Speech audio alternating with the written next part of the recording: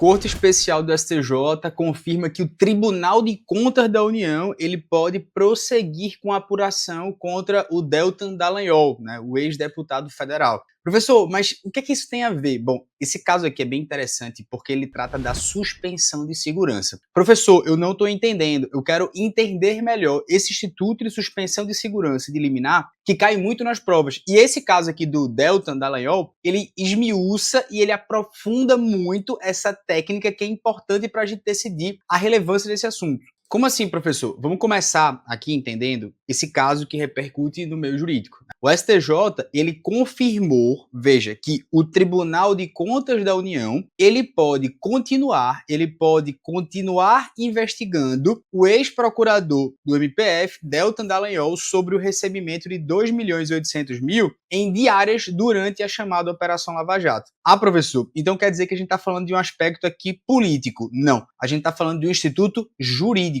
que é a suspensão de liminar. E eu quero te mostrar a importância desse assunto, como ele cai em provas. Muitas questões de concurso já cobraram esse assunto. Eu me chamo Felipe Duque, sou professor aqui de Estratégia e Carreira Jurídica. É uma grande felicidade estar com você aqui. Também quero convidar você a se inscrever no nosso canal, né, a descobrir um pouco mais dos nossos vídeos, nossas aulas aqui gratuitas e também considerar ser assinante nosso e ver o livro digital interativo Direito Tributário, que tá muito massa, viu, velho? De verdade, eu escrevo lá.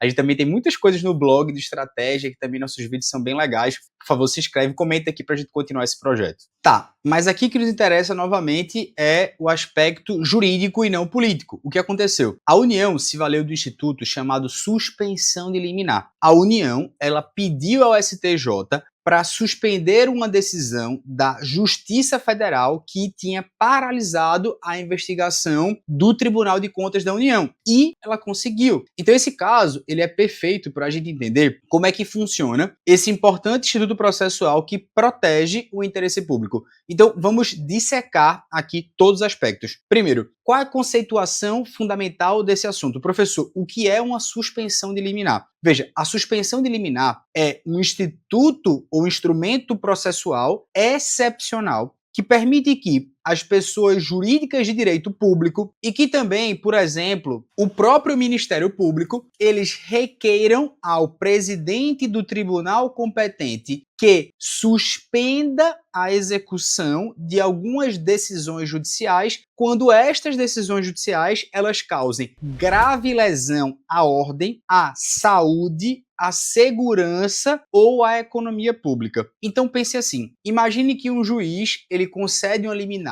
para que um estado ele pague, por exemplo, 100 milhões de reais imediatamente para reformar todas as escolas do município. Então, embora o pedido, vamos dizer assim, até seja legítimo, vamos dizer essa divisão, ele pode quebrar o orçamento público e ele pode até paralisar outros serviços essenciais. E aí que entra o que a gente chama de suspensão de liminar. Esse instituto, inclusive, ele tem várias nomenclaturas. Ele pode ser chamado de suspensão de segurança, quando se refere muitas vezes numa ação que está tramitando no mandado de segurança. Ele pode ser chamado de suspensão de liminar para decisões liminares, ou suspensão de sentença, ou de uma sentença que, portanto, não transitou em julgado ainda. Tá, e quais são as leis que prevêem esse instrumento? A suspensão, ela está prevista pelo menos em 5 diplomas legais diferentes, mas eu vou destacar aqui o principal deles, que é o artigo 4º da Lei 8.437 de 1992. E esse dispositivo, ele vai dizer que compete ao presidente do tribunal suspender a execução de uma liminar nas ações que sejam movidas contra o poder público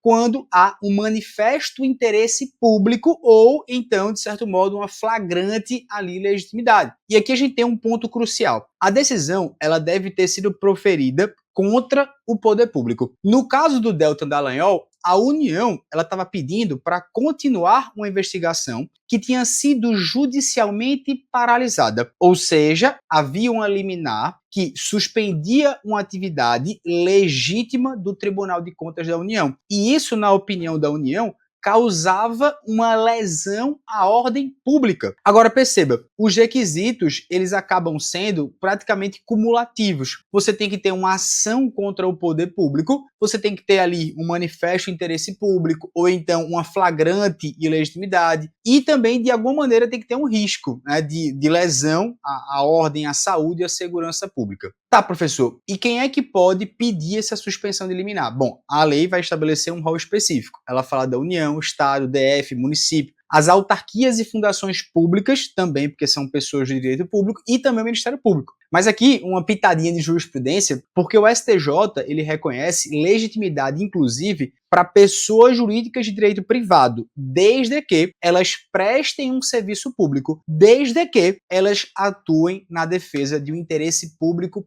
primário. E aqui eu vou te dar um exemplo. Suponha que uma concessionária de energia elétrica, ela pode pedir a suspensão de uma liminar que impeça ela, por exemplo, de construir uma usina essencial para um abastecimento regional. Mas ela não pode usar a suspensão de liminar, esse instituto, para discutir uma questão contratual interna dela. E a gente tem julgados do STJ de 2023 sobre esse assunto. Além disso, teve um julgado interessante do STJ que falou sobre a Defensoria Pública. E ele disse que a Defensoria Pública, por sua vez, ela não possui legitimidade para ingressar com a suspensão de segurança. Isso é a regra geral. Exceto em casos excepcionalíssimos, quando ela trabalha defendendo prerrogativas institucionais próprias do poder público. Isso foi decidido pelo STJ no caso de uma ocupação urbana, onde a Defensoria Pública tentou suspender a liminar que mandava reintegrar na posse algumas pessoas. E o STJ disse que, via de regra, você não pode. Um outro aspecto fundamental, né, que o STJ traz na jurisprudência sobre esse assunto é dizendo que não basta você alegar abstratamente que há aqui uma lesão ao interesse público. Então, o requisito material e análise probatória, que é muito relevante, é necessário você demonstrar concretamente que existe um risco iminente e que ele é grave. No informativo 819 do STJ,